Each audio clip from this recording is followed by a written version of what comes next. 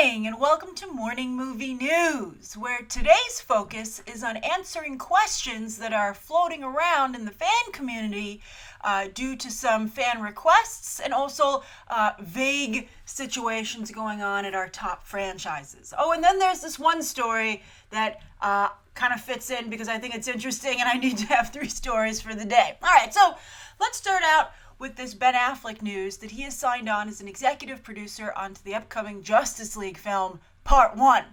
A number of people wrote me asking, does this make Ben Affleck the Kevin Feige of the DCEU? I would say no on 2 fronts. 1, I don't think he wants to do it, and 2, I don't think it's a good idea. You'll notice that Kevin Feige is just a producer. He's not a director. He's not an actor. And that means he can totally focus, Feige, on creating the MCU. That is his mission in life because he likes comics, but it's also his job, and that's all that he has to do. The problem that the DCEU is suffering, as I recently talked about in my director drama video, is, one of many, is that they have someone running their DCEU who has his own agenda, right? Zack Snyder wants to, put his own stamp on it. He wants to, be the auteur director of the whole thing. And I think that that's a conflict of interest. He's not bottom line trying to make something that pleases Warner Brothers and pleases the fans. And I think the same situation would be for Ben Affleck. Ben Affleck, just like Zack Snyder, simply cannot devote the time to running the DCEU and making sure that it's everything that it should be and can be. I think, and it's been expressed that the reason he took this position, and someone also said to me, they're fighting each other. Ben Affleck's fighting Zack Snyder for control. What I heard is that Ben Affleck did it to support Zack Snyder because Zack Snyder's having such a problem with the Warner Brothers executives. So Ben Affleck, in an effort to calm everyone down, has been like, okay, you know what? I like Zack's work, but I understand where you're coming from, Warner Brothers executives. I'm going to step up and kind of help make sure that, we do this right this time, right? So I think that actually this makes Ben Affleck look like a really cool guy, like a really nice guy, right? Like he believes in his director. He's apparently had a very good experience, well, at least making Batman v Superman. I'm sure the release left something to be desired. But I think he came out of it okay personally. And I'm glad that, he didn't cut and run, right? I think he took a particular he really bared the brunt of it because of that whole sad Affleck thing and everything, and especially because he poured so much of his heart into it, and he really wanted to make up for what he did with Daredevil. I mean, there was a lot of, he had a lot of personal investment in this role, but I think he knows that Suicide Squad is coming, and I think he thinks that they can get it back on track with Justice League.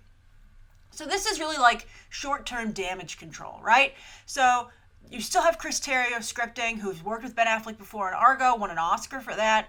Zack Snyder is still directing. So far, he's still in charge of the DCEU, but he's fighting with Warner Brothers. So Ben Affleck has come in to kind of like be a mediator and make sure that everything's clear. As I said, even in my initial review, because I talked to some people after the press screening, the premiere, who didn't like it, and I said, it's too inside baseball and it doesn't have quite enough action.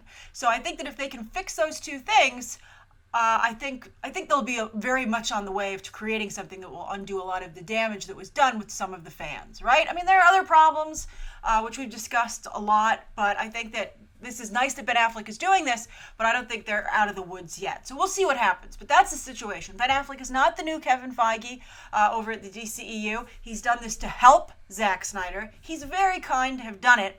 And he's basically just going to sit there and make sure he looks at the script, and he's probably going to be in on the editing process to make sure they have a good cut. So we'll see. We'll see what happens. So that's the first story of the day.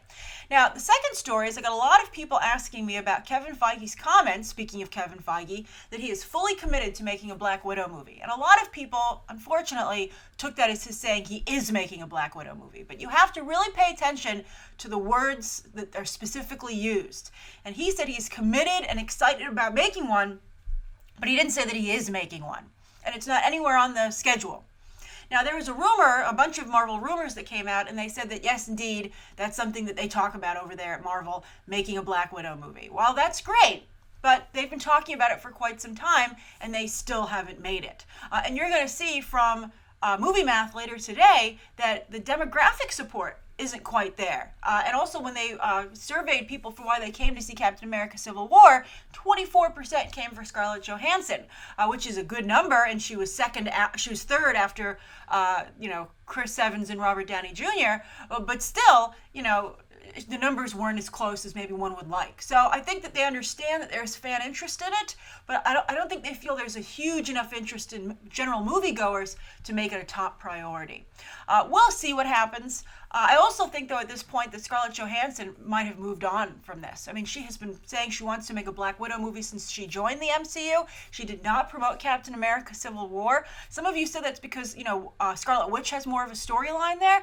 But I think that, I saw it again over the weekend, and Black Widow, she has a very big role. And even, Samuel L. Jackson tweeted from the London red carpet, because he said, I'm not even in the movie, but I gotta support my peeps. So Scarlett Johansson did not feel the same way. So I think that Scarlett Johansson kind of feels, I am the third biggest player here in this universe. I don't get the respect that the first two get, and there are players beneath me that are getting more respect than I do. So I'm gonna go make Ghost in the Shell. I already made Lucy, which was a huge hit, and especially because a Black Widow movie would not be that expensive because she doesn't have a power set. So, but at the same time, because she doesn't have a power set, would it be, as exciting when people still go and see it if it doesn't have those really amazing action sequences? We'll see. I mean, I don't know.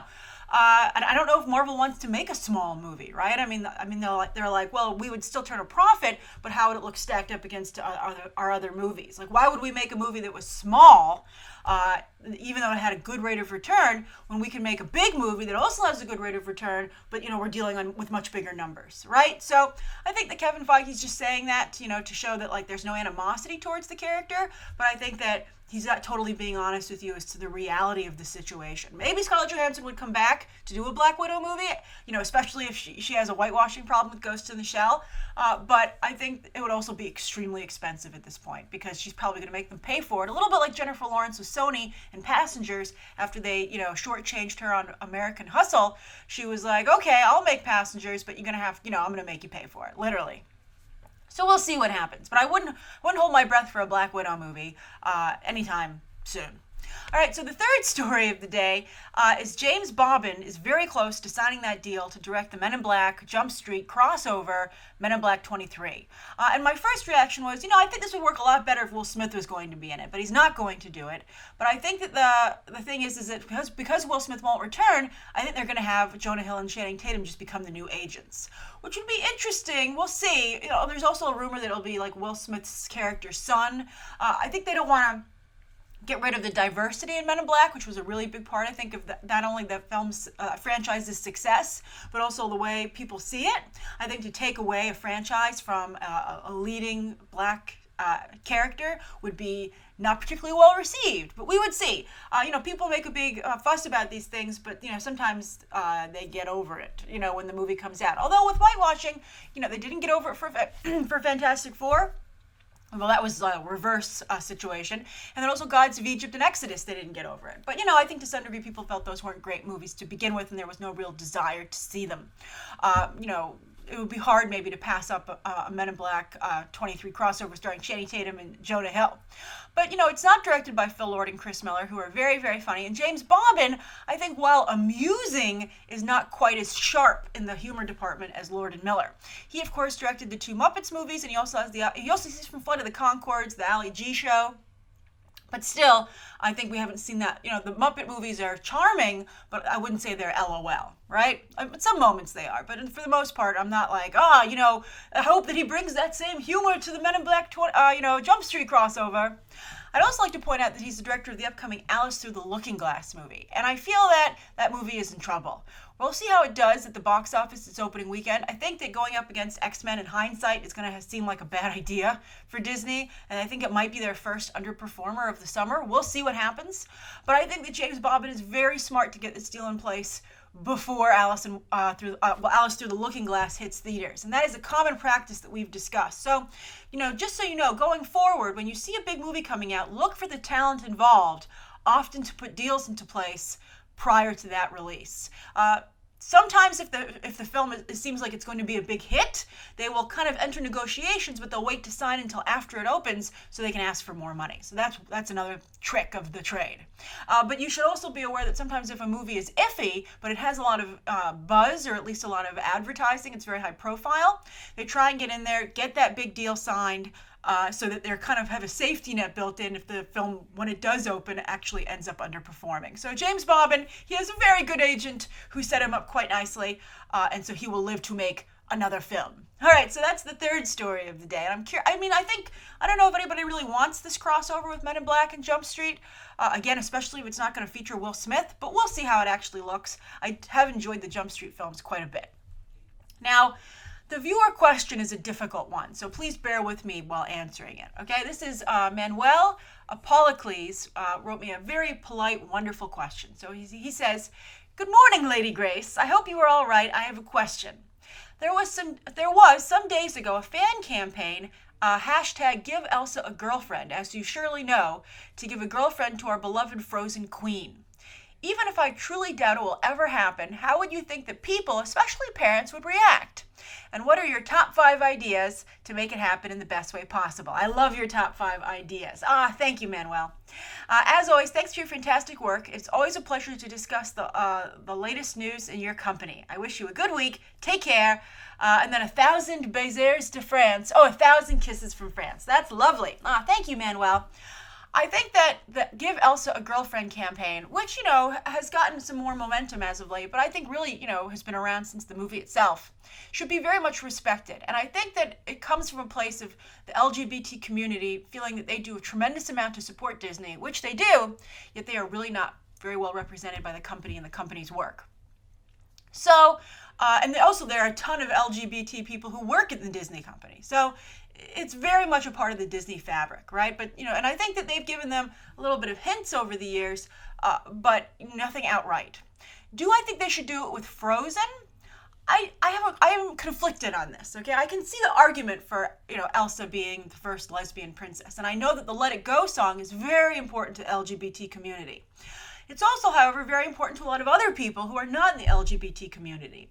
So I think to define Elsa as belonging to a particular group is problematic. And also from just a business perspective, I think Disney might feel, oh, hey, why would I cut out any of my audience? Why don't I just leave it open-ended? For instance, I don't think Elsa will ever get a love interest either or, quite frankly.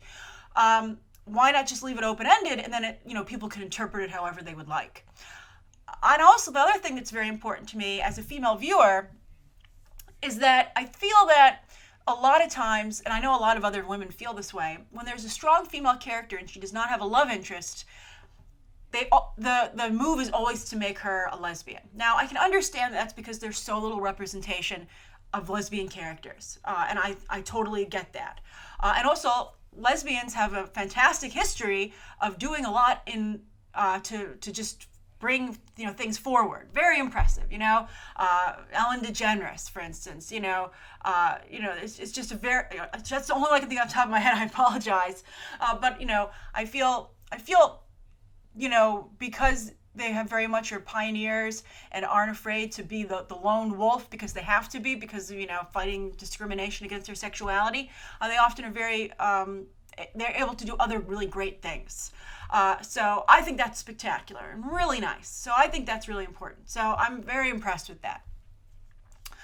However, I think that there are a lot of women who are straight, like myself, who want. I'm being very careful here because I don't want to offend anybody. But I just I feel it needs to. I think both sides of the argument need to be seen. I think that we'll have a much better and healthy and productive discussion if we understand everybody involved in the conversation.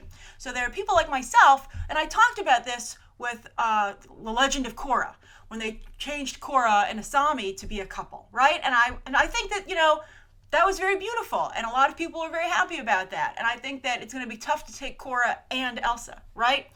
And also, that show suffered for that. It was, there's a rumor that that's the reason it was pulled off the air, because the producers told Nickelodeon that's the direction they were going in, and Nickelodeon was like, okay, well, now we're going to make you a web show. Which is unfortunate. but I mean, they should have just let it fly and, see what the reaction was at that point, in my opinion.